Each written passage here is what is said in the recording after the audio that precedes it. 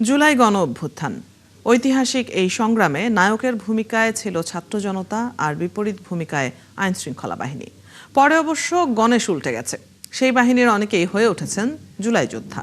৭১-এর অনুসন্ধানে এমন পুলিশ সদস্যদের নাম পাওয়া গেছে যারা শুধু জুলাই যোদ্ধার স্বীকৃতিই পাননি, নিয়মিত তুলছেন ভাতা।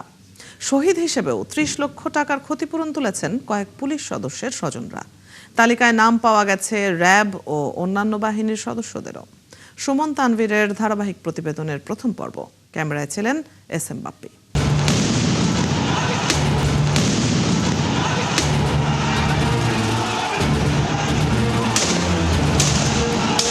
পুলিশের এই মুহুর্মুহু গোলার সামনে দাঁড়িয়ে জুলাইয়ে এক নতুন বাংলাদেশের ভিত গড়ে বাংলার ছাত্র জনতা, যেখানে পুলিশের ভূমিকা ছিল সরকারের লাঠিয়াল বাহিনীর মতো। অথচ বিপ্লব শেষে সেই পুলিশ সদস্যরাই নাকি হয়ে গেছেন ভাতাভুক্ত জুলাই যোদ্ধা।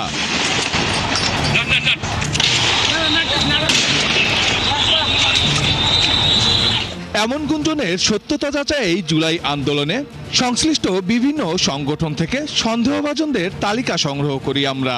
দৈব চয়নে আশরাফুজ্জামান থেকে শুরু করি আমাদের অনুসন্ধান। ছদ্মবেশে প্রথমে ফোন দেই তাকে। আশরাফ ভাই, আমি সুমন, আমার বাড়ি সিদ্ধেশ্বরী। ওই যে ইকবাল ভাই নাম্বারটা দিছিল, আপনার সাথে একটু কথা বলতে চাইছিলাম। তার কথা সূত্র ধরে এবার যাত্রা নারায়ণগঞ্জের আদালত পাড়ার দিকে। তবে দীর্ঘক্ষণ অপেক্ষা করেও সেখানে তার দেখা মেলে না। কিছুক্ষণ পর দেন নতুন ঠিকানা, যেতে বলেন নারায়ণগঞ্জের চাষারা মোড়ে। ভাই কই? আরে ভাই রে, ভুলে গেছিলাম না। কই? চাষারা মোড়ে। ছদ্মবেশে আরো কিছুক্ষণ কথা চালাতে থাকি আমরা। এর কিছু পরেই টহল পুলিশের গাড়ি নিয়ে উপস্থিত আশরাফুজ্জামান। আশ্চর্য, ভাতা পাওয়া এই ব্যক্তি সত্যিই তো দেখছি পুলিশ সদস্য। ছদ্মবেশী হয় কথায় কথায় নিজের মুখেই বলে ফেলেন জুলাইয়ের উত্তাল সময়ে রাজধানীর শাহবাগ থানায় কর্মরত ছিলেন তিনি। তবে সাংবাদিক পরিচয় প্রকাশ করতেই বের হয়ে আসে আসল রূপ। তেলে বেগুনে জ্বলে ওঠেন বর্তমানে নারায়ণগঞ্জ থানার পুলিশ পরিদর্শক হিসাবে দায়িত্ব পালন করা এই ব্যক্তি। হাসপাতালে সব লেখা আছে।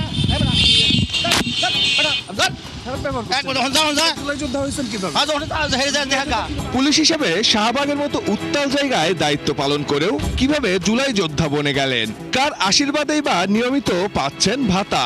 প্রশ্ন করতেই ছিঁড়ে ফেলেন প্রতিবেদকের হাতে থাকা তার জুলাই যোদ্ধার পরিচয়পত্র।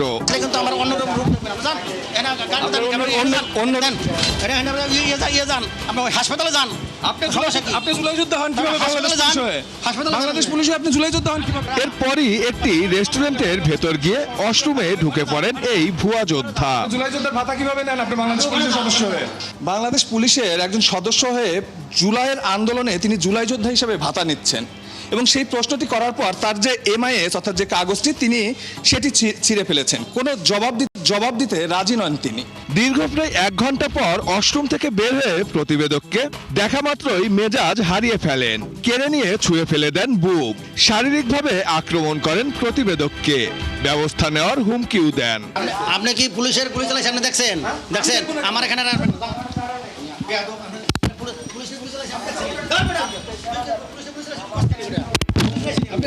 তার এমন আচরণে ক্ষেপে যায় স্থানীয় জনতাও। জুলাই সুসময়ে ছাত্রদের পক্ষে অবস্থান করতে শুনছেন কোথাও?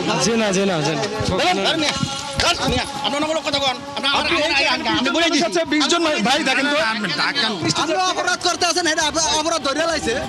না না, কিভাবে হয় ভাই বলেন? আমার কথা বলে। আরে ভাই, উনি তো আমার আধা ঘন্টা ধরে আছে। ভাই শুনুন, আমি বলে দিছি ভাই, আপনি হালকে বোঝেন। হ্যাঁ, আপনি ধরছেন হালক। আপনি আরে ভাই, উনি কেন ধাক্কা কি বলে দিছি ভাই। কেন? কারণ আমার শোনেন, সরকার যদি আমার দেয়, সরকার আমি তো প্রথম আমি জানি না আমি জুলাই যোদ্ধা। এর কিছুক্ষণ পরে দৃশ্যপট থেকে হাওয়া হয়ে যায় দম্ভ দেখানো সেই পুলিশ সদস্য।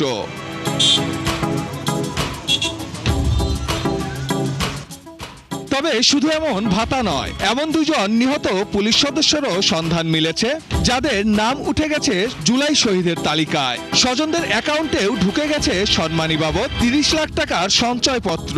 নিহত এই 2 পুলিশ সদস্যের একজন ময়মনসিংহের মুক্তাদির, আরেকজন টাঙ্গাইলের খলিলুর রহমান। জুলাই অধিদপ্তরও শহীদ হিসেবে পুলিশ সদস্যদের নাম ওঠার বিষয়টি স্বীকার করে। ক্যামেরায় কথা বলতে রাজি না হলেও তারা জানায় এরই মধ্যে নিহত ওই 2 পুলিশ সদস্যের বিষয়ে অধিকতর তদন্ত চলছে। সঞ্চয়পত্রের কার্যকারিতাও স্থগিত করে রাখা হয়েছে। এছাড়া গাজীপুর সহ আরো কয়েক জেলায় র্যাব, পুলিশ ও অন্যান্য বাহিনীর কয়েকজন সদস্যের জুলাই যোদ্ধা হিসেবে গেজেট প্রকাশ নিয়ে তদন্ত চলছে। আমার এটা আরেক দিন, কারণ আমি সুমন তানভীর, ৭১, ঢাকা।